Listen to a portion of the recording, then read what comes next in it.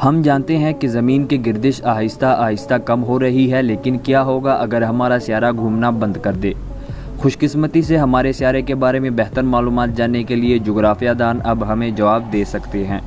आप ज़मीन के गिर्द सफ़र कर सकते हैं और मुकम्मल तौर पर खुश्क ज़मीन पर रह सकते हैं। रात की तरफ जमने वाली सर्दी को नज़रअंदाज करते हुए और दिन की तरफ शदीद गर्मी को नज़रअंदाज कर सकते हैं। लेकिन अगर ज़मीन रोटेट करना छोड़ देता है तो हमारे सियारे का ज़्यादातर हिस्सा तेज़ी से गैर यकीनी बन जाएगा। आधा सियारा मुकम्मल सूरज के सामने होगा, जबकि आधा खला की सर्दी का सामना करेगा।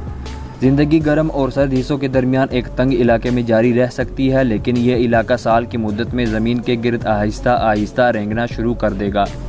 तो अब क्या होने वाला है, इसको जानने के लिए आइए सिर्फ सेंट्रीफ्यूगल फोर्स को देखते हैं, जिसे वाकई सेंट्रीपिटल फोर्स कहा जाता है।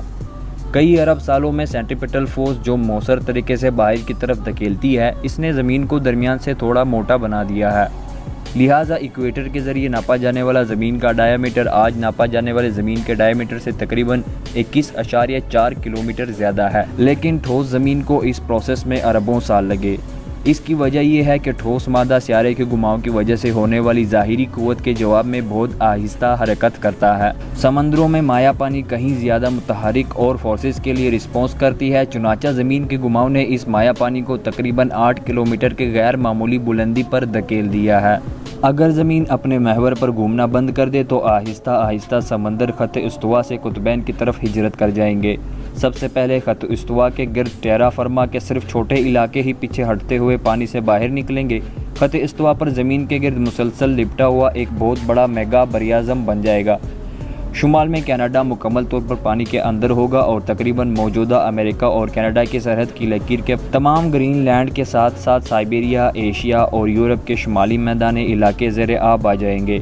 लेकिन स्पेन ज़्यादातर पानी के ऊपर रहेगा।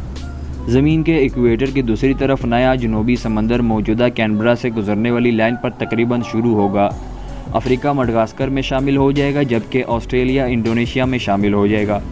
हमारी घूमती हुई ज़मीन दर हकीकत सुस्त हो रही है। अरबों साल माजी में तेज़ी से घूमने वाली ज़मीन का इक्वेटर के गिर्द बड़ा बिल्ज था और मुस्तकबिल में अरबों सालों बाद सुस्त रफ्तार ज़मीन का एक छोटा बिल्ज होगा और एक कुरा के करीब होगा।